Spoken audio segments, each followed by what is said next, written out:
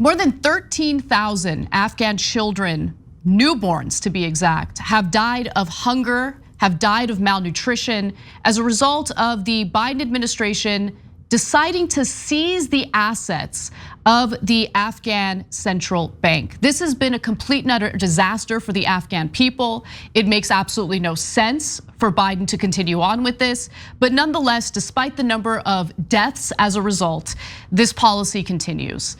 Now, this is based on a new report that was released by Human Rights Watch. And here's what we've learned through that report. With 95% of the country unable to access sufficient food due to the currency crisis, Human Rights Watch reported that 13,000 newborn babies have died of malnutrition and hunger-related diseases since January. Not January of last year, January of this year. Okay, it's March. 13,000 newborn babies in Afghanistan have died. Human Rights Watch is warning that time is running out to address hunger in the impoverished country. Now, the country is grappling with currency shortages as a result of the United States freezing the central bank in Afghanistan. And what did they do? Well, our government decided to seize $9 billion from the central bank in Afghanistan. According to the American Prospect, an excellent report by Ryan Cooper, the banking system has ceased to function. Businesses can't find credit and have resorted to mass bankruptcies and layoffs.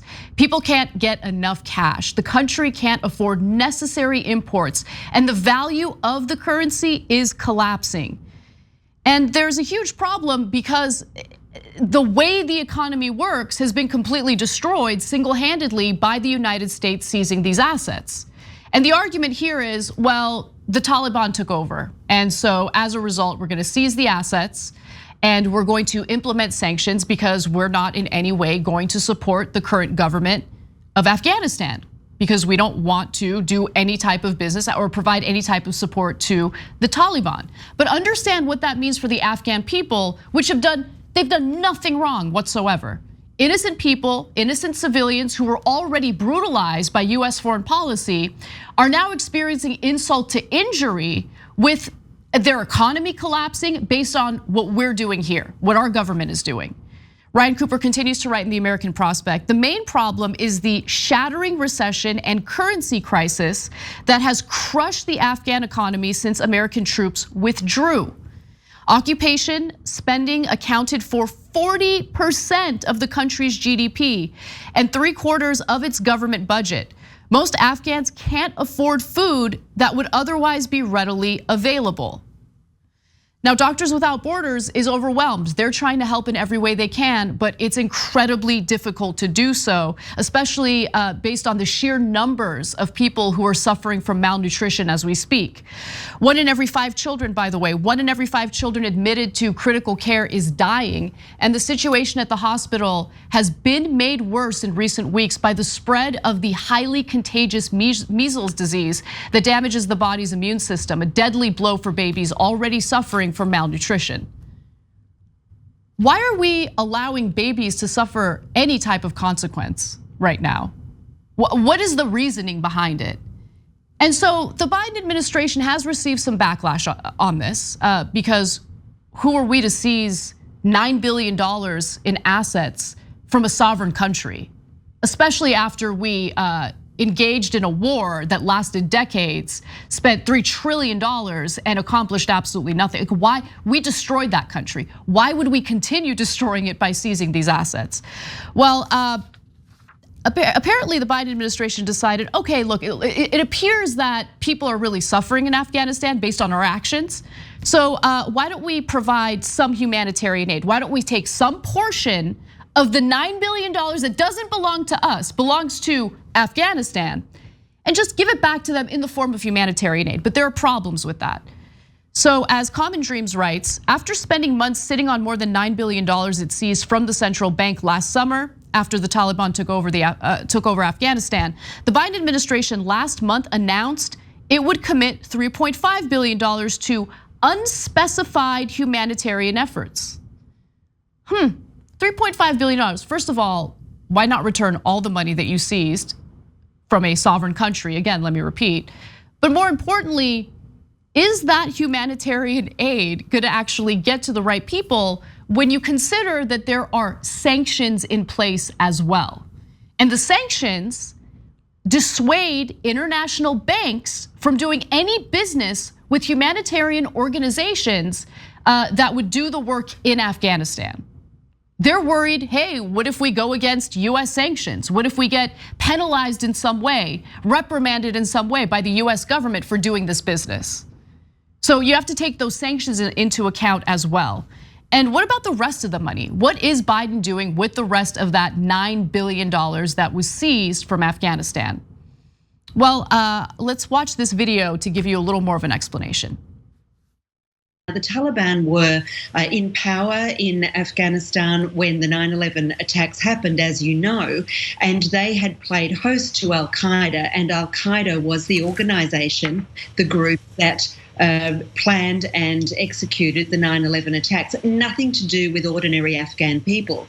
But the money that President Biden has decided is to be split between giving it to as compensation to the 9/11 victims' families and humanitarian relief in Afghanistan itself. It's using the money that really belongs to Afghan people. Now, if you're an Afghan and you go to the bank anywhere in the world, including in Afghanistan, and you put your ATM in the wall as we do, your money won't come out because they're the frozen assets. And so there is a lot of anger and disappointment that what President Biden has decided to do is co-opt and, in the words of some people I've been speaking to, steal their money and leave them as destitute as they have been since the country fell to the Taliban last August.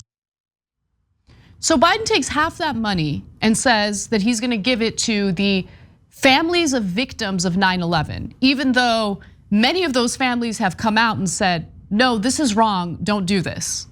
But he's decided to do it anyway.